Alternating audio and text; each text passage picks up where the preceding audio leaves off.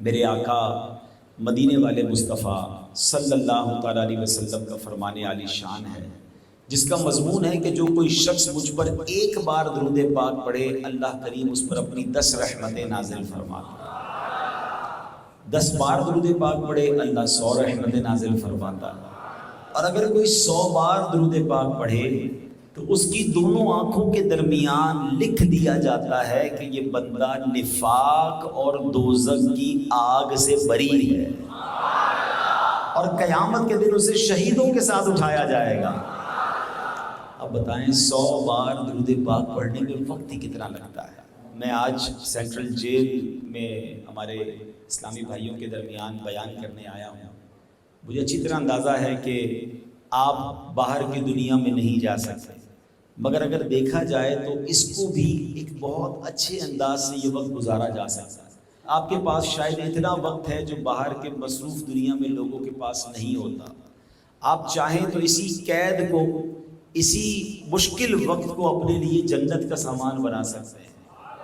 وہ کیسے کہ اگر آپ روزانہ ہزاروں بار درود پاک پڑھ لیں، ہزاروں بار اللہ کا ذکر کر لیں، ہزاروں بار کلمہ پاک پڑھ لیں۔ ابھی آپ سب نے مل کر بلند آواز سے کہا سبحان اللہ، ذرا پھر کہیے سبحان اللہ۔ کتنی دیر لگی؟ 2 سیکنڈ، 3 سیکنڈ۔ سبحان اللہ کہنے میں اتنا ہی وقت لگتا ہے، 1 سیکنڈ لگتا ہے، مگر اس 1 سیکنڈ میں آپ نے پتہ ہے کیا کمایا؟ میرے آقا مدینے والے مصطفیٰ صلی اللہ تعالیٰ علیہ وسلم کا فرمان ہے جو ایک بار سبحان اللہ کہے جنت میں درخت لگا دیا جاتا ہے، ایک بار الحمدللہ کہے جنت میں درخت لگ جاتا ہے، ایک بار اللہ اکبر کہے جنت میں درخت لگ جاتا ہے۔ اب آپ بتائیں اتنا آسان جنت میں درخت لگانا؟ سبحان اللہ۔ علماء کہتے ہیں جس کے جنت میں باغات ہوں گے اسے جنت میں جانے بھی تو دیا جائے گا نا۔ اگر آپ یہاں رہ کر اللہ کا ذکر کر کے، درود پاک پڑھ کے، اللہ کی بارگاہ میں خوب دعائیں کر کے، توبہ کر کے، اگر قضائے عمری باقی ہے تو وقت ہے نماز کی پابندی کے ساتھ ساتھ پچھلی نمازوں کی بھی قضا کر کے، یعنی کمال یہ ہو جائے کہ جب آپ قید سے باہر نکلیں انشاءاللہ تو نامہ اعمال میں کروڑوں نیکیاں جمع ہو سکتی ہیں۔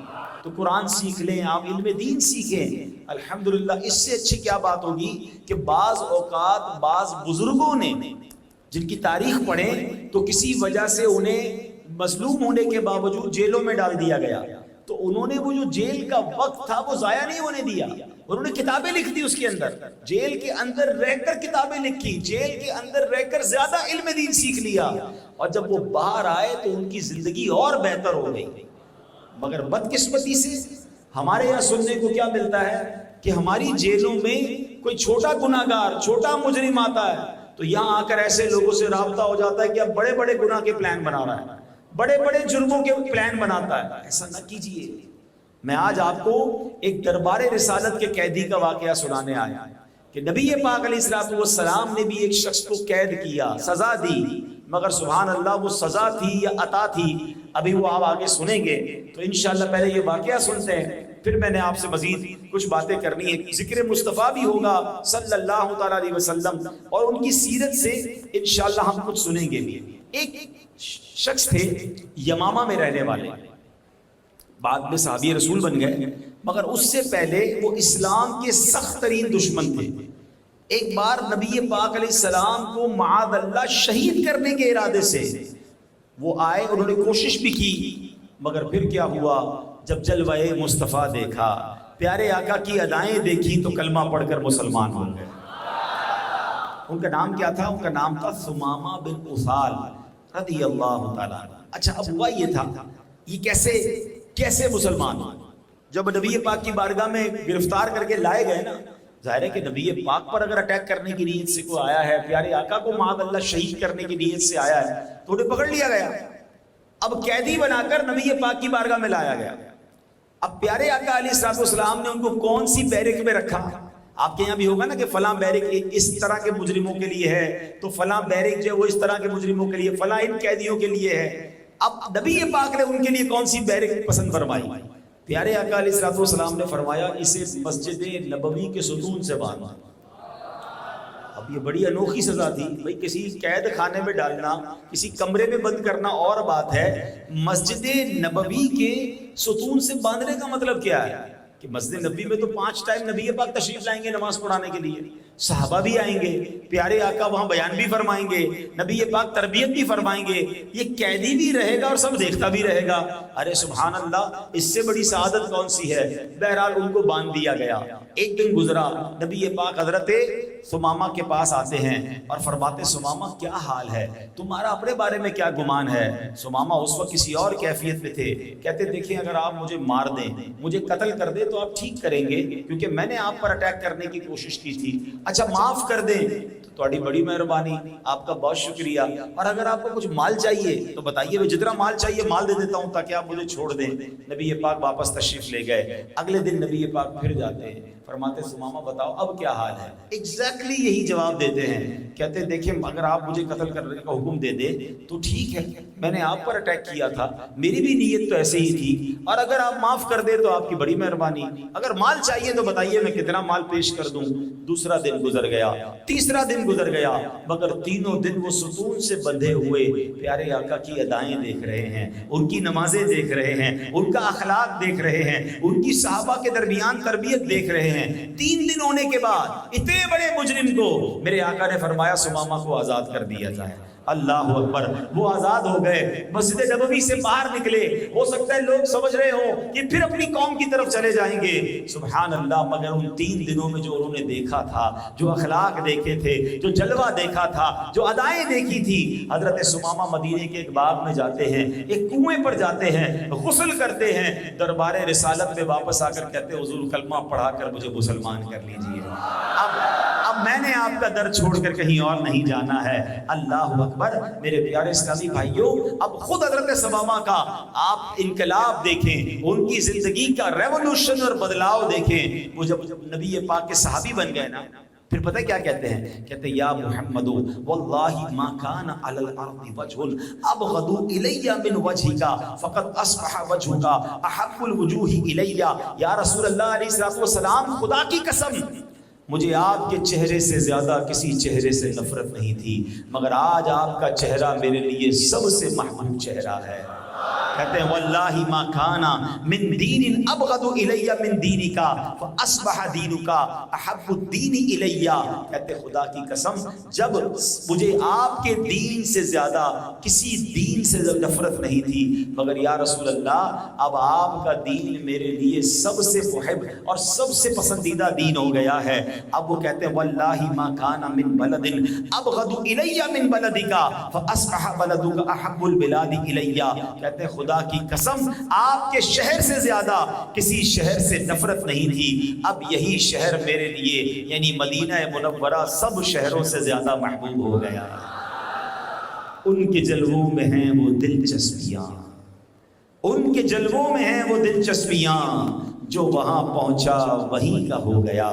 تو اے میرے پیارے اسلامی بھائیوں, ہم اس بات سے جو مجھے اور آپ کو سبق سیکھنا ہے کہ 3 دن کے بعد اس بندے نے اسلام قبول کر لیا, 3 دن کے بعد بری عادتوں سے توبہ کر لی, قید سے رہا تو ہوئے, مگر اب دوبارہ مجرم نہ رہے, دوبارہ گناہگار نہ رہے, بلکہ صحابی رسول کے مرتبے پر فائز ہو گئے. میں اپنے بھائیوں سے بات کرنے آیا ہوں. میں آپ کو ایک اور بات بڑی عجیب سی بتاؤں, میں آپ کا پڑوسی ہوں, میں آپ کے بہت قریب رہتا ہوں, میں اس جیل کو تقریباً روزانہ اوپر سے دیکھتا ہوں, اور واللہ میں بڑا سوچتا رہتا ہوں کہ کیسے لوگ زندگی گزارتے ہوں گے. اللہ کسی کو بھی یہ قید و بند کی صعوبت نہ دے, اللہ سب کو آزاد زندگی عطا فرمائے. اچھی طرح احساس ہے کہ آپ کو کس طرح اپنے گھر والے, اپنے بال بچے, اپنے والدین, اپنے دوست یاد آتے ہوں گے, اور اگر کوئی غلطی ہوئی ہے تو اس غلطی کو بھی یاد آتا ہوگا کہ کاش میں غلطی نہ کرتا تو مجھے یہ قید نہ ملتی. واللہ میرا دل جانتا ہے مجھے اس بات کی کتنی تکلیف ہے کہ میں دعا کرتا ہوں میرے مولا اللہ کریم آپ سب کو جلد رہائی نصیب فرمائے, بالخصوص جو بے گناہ ہیں اللہ ان کو اور جلدی رہائی عطا فرمائے. بالکل انسان کو جی چاہتا ہے اپنے بچوں کے ساتھ, اپنی فیملی کے ساتھ, اپنے ماں باپ کے ساتھ, اپنے دوستوں کے ساتھ زندگی گزارے. یہ قید کی زندگی بڑی عجیب زندگی ہے. ایک بار حضرت جنید بغدادی رحمۃ اللہ تعالی علیہ کے پاس ایک پنجرے میں پرندہ تھا. وہ پرندے کو حضرت جنید بغدادی نے آزاد کر دیا. لوگوں نے کہا آپ نے پرندہ کیوں آزاد کیا. وہ پرندہ تو آپ کو بڑا پسند تھا.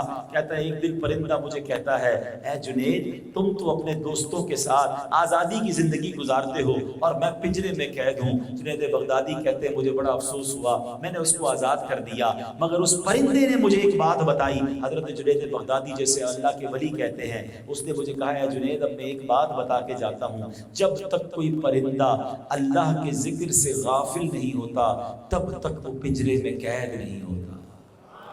تو یہ جو پرندے قید ہوتے ہیں, یہ جانور قید ہوتے ہیں, یہ درخت کاٹے جاتے ہیں. علماء کہتے ہیں روایتوں میں آتا ہے یہ اللہ کے ذکر سے غافل ہوتے جب کاٹے جاتے ہیں. ہم تو اشرف المخلوقات ہیں نا.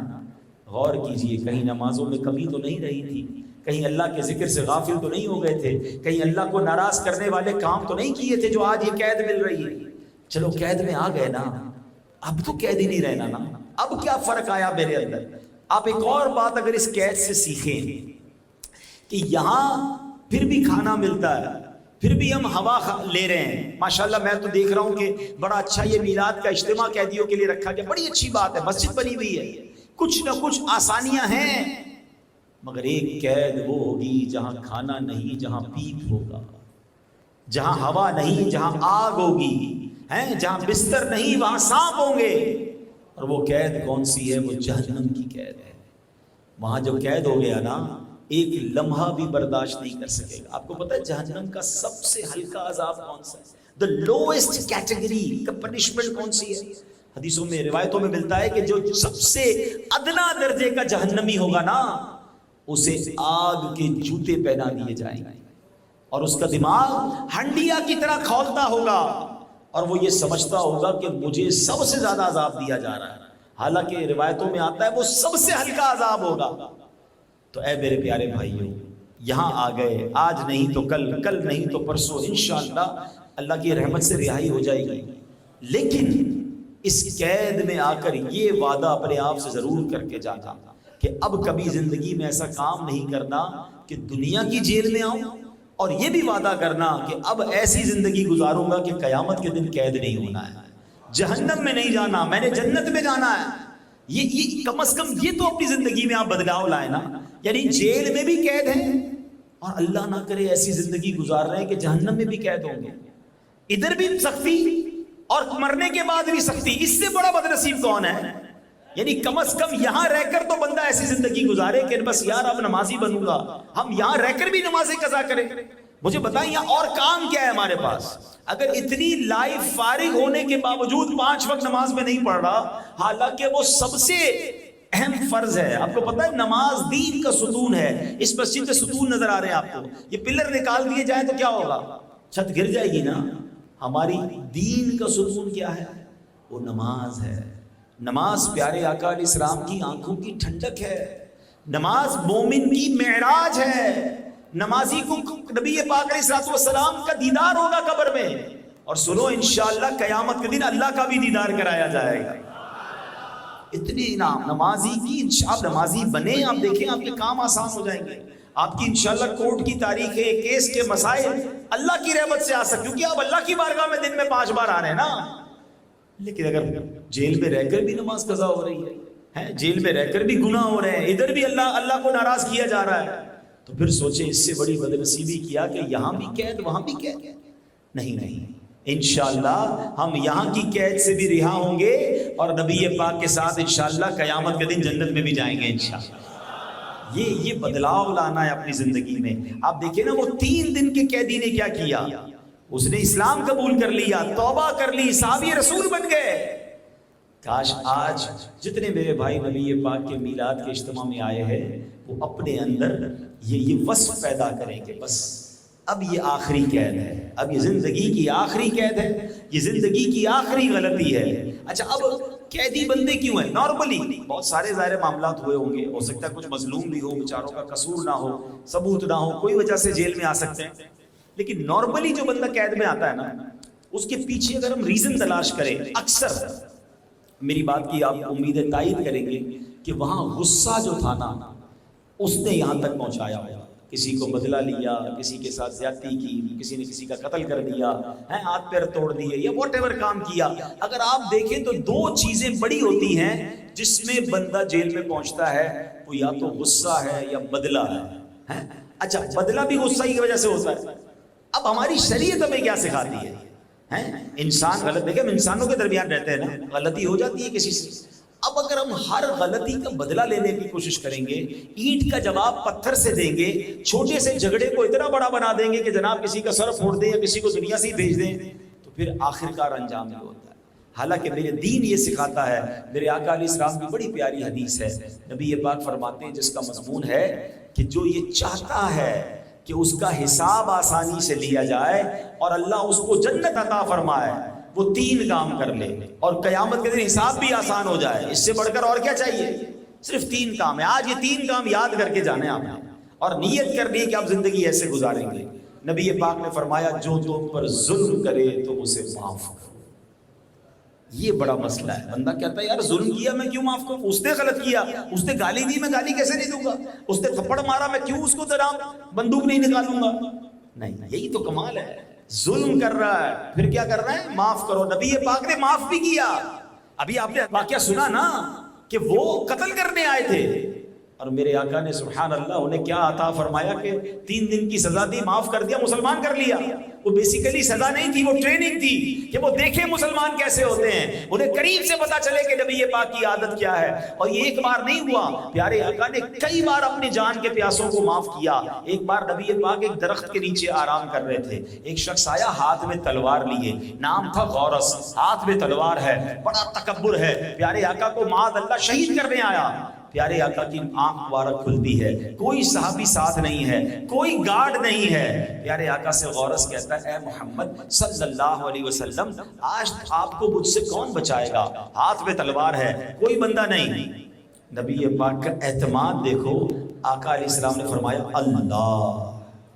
اب حبیب اللہ کی زبان سے اللہ کا نام نکلا تو کیسا نکلا ہوگا؟ کہتے وہ غورس کانپنے لگا، تلوار گر گئی. سبحان اللہ. نبی پاک نے وہ تلوار اٹھا دی. فرماتے غورس اب تمہیں مجھ سے کون بچائے گا؟ تھوڑی دیر پہلے غورس کہہ رہا تھا نا، اب پیارے آقا فرما رہے ہیں اے غورس تمہیں کون بچائے گا؟ غورس کہتا ہے آپ تو کریم ہیں، آپ تو معاف کرنے والے ہیں، آپ مجھے معاف کر دیں تو بڑی مہربانی. پیارے آقا نے اسے معاف فرما. نبی پاک نے ایسے اسلام پھیلایا. ہم کہتے نہیں جناب میں جب تک بتاؤں گا نہیں میں کون ہوں، مجھ سے بدتمیزی، میرے ساتھ زیادتی، اب میں اس کو ٹھیک کر کے بتاؤں گا، 7 نسلوں کو نہیں چھوڑوں گا. ہو سکتا ہے ابھی بھی جیل میں کوئی ایسا ہو جو تیاری کر رہا ہے بس قید سے نکلوں پھر بدلا لوں گا. کب تک جلو گے یار اس بدلے کی آگ میں؟ کب تک یہ چلتا رہے گا؟ آپ اس کے خاندان کا بندہ ماریں گے، وہ آپ کے خاندان کا بندہ مارے گا، پھر آپ تھوڑے عرصے بعد جا کے کریں گے. ہم مسلمان ہیں، اسلام مجھے اور آپ کو معافی سکھاتا ہے. اچھا آپ کو شیطان دماغ میں بات ڈالے گا یار عجیب بات کر رہے ہیں مولانا صاحب، اس نے میرے خاندان کا بندہ مارا ہے، اس نے جناب میری بے عزتی کی ہے، اس نے میرے ساتھ زیادتی کر کے کورٹ کے اندر مجھے جیل میں بھیجا ہے، میں تو باہر نکل کے بدلہ نہیں لوں گا، یہ کیسے ہو سکتا ہے؟ ارے یہی تو میرا اسلام سکھاتا ہے. اچھا نعت سب کو یاد ہے، سلام اس پر کہ جس نے گالیاں سن کر دعائیں دی. سنی ہے نا؟ کبھی ہم نے دی گالیاں سن کر دعائیں؟ ہم ایک گالی والے کو 7 گالی دیتے ہیں. سلام اس پر کہ جس نے خون کے پیاسوں کو قبائیں دی، یعنی جو خون کے پیاسے تھے میرے آقا نے انہیں بھی معاف کیا. گالیاں دیتا کوئی تو دعا دیتے ہیں، دشمن آ جائے تو چادر بھی بچھا دیتے ہیں. کتنا اچھا سبحان اللہ کہا آپ نے. کرتے ہیں کہ نہیں؟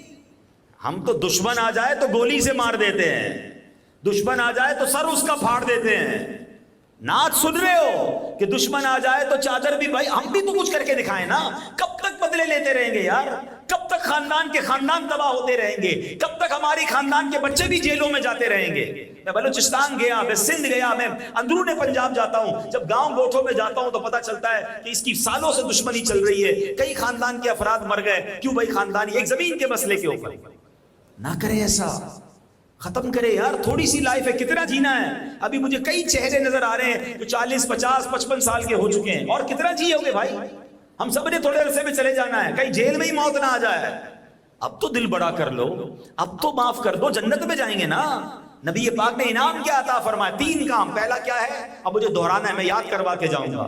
جو تم پر ظلم کرے تم اسے معاف کرو. جو تم پر ظلم کرے، جو تم پر ظلم کرے. دوسرا جو تمہیں محروم کرے تم اسے عطا کر.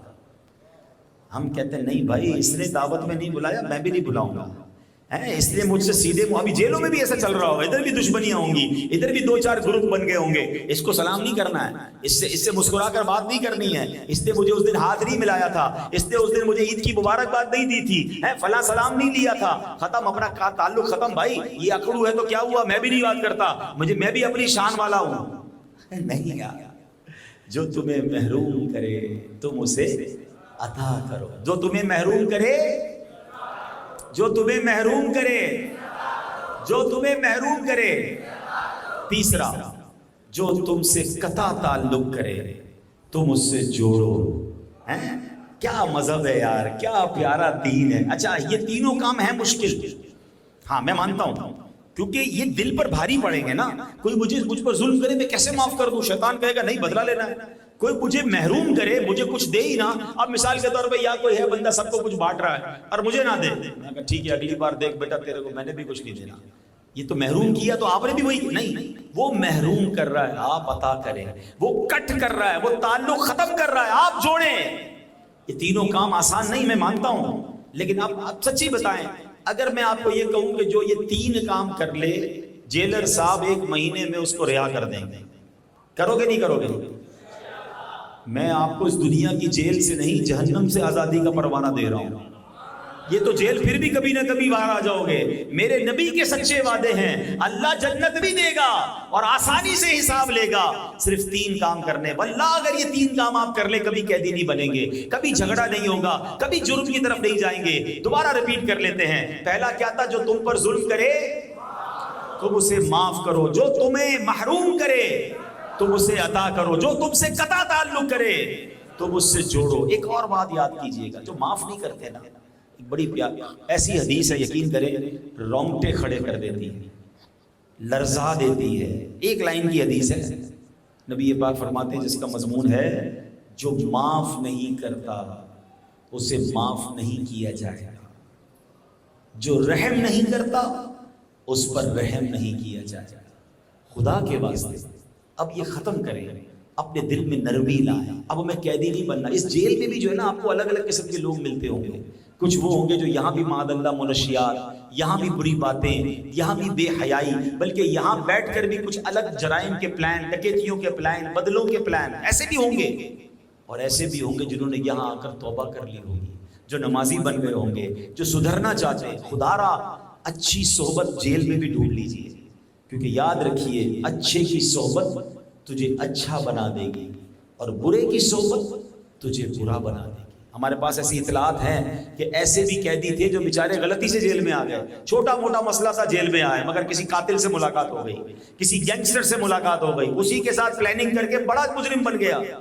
اور ایسے بھی ہم نے دیکھے کہ قتل کر کے آیا جیل میں، مگر ایسا اچھا ماحول ملا کہ جب جیل سے فارغ ہو کر گیا تو 5 وقت کا نمازی بن چکا تھا، سنتوں کا عامل بن چکا تھا۔ مجھے یاد ہے بہت عرصہ پہلے ہمارے پیر و مرشد امیر اہل سنت کو ایک ماں نے خط لکھا، کیا خط تھا، لرزا دینے والا خط۔ کہتی میرا بیٹا ایسا تھا کہ وہ جرائم پیشہ افراد کے ہتھے چڑھ گیا، میرا لال تھا، میری آنکھوں کا تارا تھا، مگر اب روز ہر ہفتے 10 دن بعد پولیس ہمارے گھر آتی تھی، گھر پہ چھاپے لگتے تھے، بچہ فرار رہتا تھا، میں بوڑھی ماں پریشان رہتی تھی کہ میرے بچے کو کیا ہو گیا ہے، کس صحبت میں پڑ گیا ہے، کبھی چوری کرتا، کبھی ڈکیتی کرتا، کبھی منشیات، ہر تھوڑے دنوں بعد اس کو پولیس اٹھا کے لے جاتی، پھر کبھی چھوٹ کے آتا، پھر پولیس چھاپے مارتی، پورے محلے میں ہم بدنام ہو گئے، میری بچیوں کی رشتوں میں رکاوٹ، میرے خاندان میں میری عزت کا بیڑا غرق ہو گیا۔ میں اللہ سے دعائیں کرتی رہتی، یا اللہ یہ کون سی مجھے سزا مل رہی ہے، یا اللہ میرے بچے کو نیک بنا دے۔ کہتے ایک دن پولیس آئی اور بچے کو اٹھا کے لے گئی، میرا بچہ جیل کے اندر چلا گیا، کئی سال جیل میں رہا۔ اب میں بھی اپنے بچے کو بھول گئی کہ چلو اپنی زندگی سکون میں آ گئی۔ کہتی کچھ عرصے کے بعد دروازے پر دستک ہوتی ہے، دروازہ کھولتی ہوں تو دیکھتی ہوں میرا بیٹا آیا ہے، مگر چہرے سے نور جھلک رہا ہے، چہرے پہ داڑھی ہے، پیشانی جو ہے چمک رہی ہے، سر پر ٹوپی ہے۔ میں نے کہا بیٹا یہ تمہیں کیا ہو گیا، تم تو جیل میں گئے تھے۔ کہتا ہے ماں جی بس آتے ہی میرے قدم قدموں میں گر گیا, میرے پیر چومے, مجھ سے معافی مانگی کہ میری والدہ مجھے معاف کر دو, میں نے بہت تکلیف آپ کو پہنچائی ہے, آئندہ کبھی آپ کو دکھ نہیں دوں گا, ہونا تو یہ چاہیے تھا میں آپ کو خوشیاں دیتا, میں آپ کو دکھ دیتا رہا. وہ بیٹا روتا رہا, وہ کہتی میں بھی ماں تھی, بیٹے کو سینے سے لگایا اور میں بھی روتی رہی. اب جب گھر میں سوئے, رات میری آنکھ کھلی تو بیٹا بستر پر نہیں تھا. کہتی اب میں لرز گئی کہ پھر رات بھاگ گیا, پھر چلا گیا منشیات کے لیے, پھر چلا گیا کسی واردات کے لیے. مگر ماں کہتی جب کمرے سے باہر آئی تو صحن میں عجیب منظر دیکھا کہ جہاں نماز بچھی ہے, تہجد کا وقت ہے اور میرا بیٹا تہجد پڑھ رہا ہے اور رو رو کر اللہ کی بارگاہ میں اپنے گناہوں کی معافی مانگ رہا ہے. میں حیران ہو گئی کہ وہی میرا بیٹا جو جمعے کی نماز بھی نہیں پڑھتا تھا اور آج تہجد ادا کر رہا ہے. وہ ماں کہتی میں آگے بڑھی, میں نے اپنے بیٹے کو سینے لگایا, رات دیر تک ہم ماں بیٹا روتے رہے, اللہ سے مانگتے رہے. اللہ اکبر. وہ ماں بتاتی ہے کہ جب میں نے بیٹے سے پوچھا بیٹا یہ انقلاب کیسے آیا, یہ بدلاؤ کیسے آیا, تم تو جیل میں گئے تھے. سبحان اللہ. وہ ماں کو بیٹا بتاتا ہے ماں جی گیا تو جیل میں تھا, مگر جیل میں دعوت اسلامی کا ماحول مل گیا تھا, دعوت اسلامی والے مجھے مل گئے, انہوں نے مجھے قرآن پڑھایا, انہوں نے مجھے سنتیں سکھائیں, انہوں نے مجھے زندگی کا مقصد بتایا, انہوں نے سمجھایا کہ قید میں آنا اور جرم کرنا یہ ہماری منزل نہیں, ہماری منزل تو انشاءاللہ اللہ کی رضا پانا ہے اور جنت میں جانا ہے. ماں اب میں کبھی گناہ نہیں کروں گا, اب میں ساری زندگی آپ کی خدمت کروں گا. اس ماں نے امیر اہل سنت کو جو خط لکھا میں نے اس کا خلاصہ بیان کیا ہے, اور وہ کہتی ہے اللہ سلامت رکھے دعوت اسلامی والوں کو, اللہ خوش رکھے کہ جنہوں نے میرے قیدی اور مجرم بیٹے کو, جس بیٹے کی وجہ سے پورے محلے میں میری آنکھیں شرم سے نیچے ہو جاتی تھی, میرے بیٹے کو انہوں نے وہ عزت کا تاج عطا کیا. تو اے میرے پیارے بھائیوں, آج یہی پیغام لے کر میں آپ کے پاس آیا ہوں. آپ کی ماں انتظار کر رہی ہے, آپ کا والد آپ کی راہ دیکھ رہا ہے, آپ کے بیوی بچے آپ کی انتظار میں بیٹھے ہیں, آپ کے دوست آپ کے ساتھ وقت گزارنا چاہتے ہیں. خدا را زندگی کو بدل کر جائیے, خدا را اللہ سے توبہ کیجئے. اور ایک بات یاد رکھیے, اگر آپ نے قید میں رہ کر رب کو راضی کر لیا تو میرے رب کے لیے کوئی مشکل نہیں آپ کو جیل سے رہا کرنا. ہو سکتا ہے آپ میں سے کوئی سوچتا ہو میرا کیس بڑا ہے, میری قید بڑی ہے, میرا کوئی حامی نہیں ہے. آپ دنیا کے اسباب کو نہ دیکھیں, یقیناً آپ کی مشکل آپ کے لیے بڑی ہے, میرے رب کے لیے بڑی نہیں ہے. اگر اللہ چاہے تو میرا رب وہ ہے جو حضرت یوسف کو اندھیرے کنویں کی قید سے نکال کر مصر کا بادشاہ بنا سکتا ہے. میرا رب چاہے تو حضرت یونس کو مچھلی کے پیٹ سے نکال سکتا ہے. میرا رب چاہے تو حضرت ابراہیم کے لیے اتنی بڑی آگ کو باغ بنا سکتا ہے. میرے رب نے حضرت موسیٰ کے لیے راستے بھی تو نکالے تھے نا, دریائے نیل میں. رب تو وہی ہے نا, اللہ تو حضرت موسیٰ کا جو رب تھا وہی میرا رب ہے, جو حضرت یوسف کا رب تھا آج بھی وہی رب ہے. بس مجھے اللہ پر بھروسہ لانا ہے, مجھے اس رب کو صحیح طریقے سے پکارنا ہے. واللہ آپ حیران ہو جائیں گے کہ یہ راستہ بنا کیسے, میں جیل سے رہا کیسے ہوا, میرے مشکلیں آسان کیسے ہوئیں. بس شرط یہ ہے کہ ہمیں اللہ سے محبت کرنی ہے, اللہ سے دوستی کرنی ہے, اللہ کو راضی کرنا ہے. کیا خوبصورت بات شاعر مشرق لکھتے ہیں, اگر آج بھی ہو ابراہیم سا ایمان پیدا. کنڈیشن ایک ہی ہے, ہاں ایمان وہ والا چاہیے. میں نے کہا اللہ تو وہی ہے, اللہ معاذ اللہ تھوڑی بدل گیا ہے, وہ تو وہی ہے. ہمارا دل بدل گیا ہے, ہمارا انداز بدل گیا ہے. اگر آج بھی ہو ابراہیم سا ایمان پیدا, آگ کر سکتی ہے انداز گلستان پیدا. آج بھی آگ باغ بن سکتی ہے اگر ایمان حضرت ابراہیم والا آ جائے. تو اے میرے بھائیوں, بڑے درد دل کے ساتھ, واللہ بڑی ہمدردی ہے مجھے آپ سے.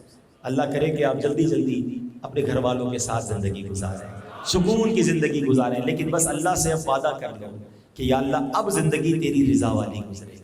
اب نیت کریں کہ آج کے بعد کوئی نماز قضا نہیں ہوگی, آج کے بعد کسی سے بدلہ نہیں لوں گا, معاف کر دیں. ہاں آپ معاف کریں اور اللہ سے کہیں نا یا اللہ میں بندہ ہو کر میں نے بندوں کو معاف کیا, اے اللہ تو سب سے بڑا معاف کرنے والا ہے. آخری واقعہ سنا کر اپنی گفتگو کو ختم کرتا ہوں. باتیں تو مجھے آپ سے بہت کرنے کو جی چاہتا ہے, اور میں انتظار میں تھا کہ کب میں اپنے قیدی بھائیوں سے بات کروں گا. اور میں آپ کو بتاؤں کہ ایک شخص تھا, اس کی زوجہ نے ایک بار کھانا بنایا اور اس کھانے میں اس نے نمک بہت ڈال دیا, زیادہ نمک ڈال دیا. اب اس کو بڑا غصہ آیا. ہو سکتا ہے یہاں بھی ایسے شیر ببر بیٹھے ہوں کہ جب گھر والے کھانا صحیح نہ بناتے تو پلیٹ پھینک کے منہ پہ مارتے ہوں, عورت بیچاری پر ظلم کرتے ہوں. سنو اس نے کیا کیا, اس کو جی بڑا چاہا کہ میں یہی پلیٹ جو ہے عورت کے منہ پہ مار دوں یا اس سے بدلہ دوں, غصہ کروں اپنی بیوی پر.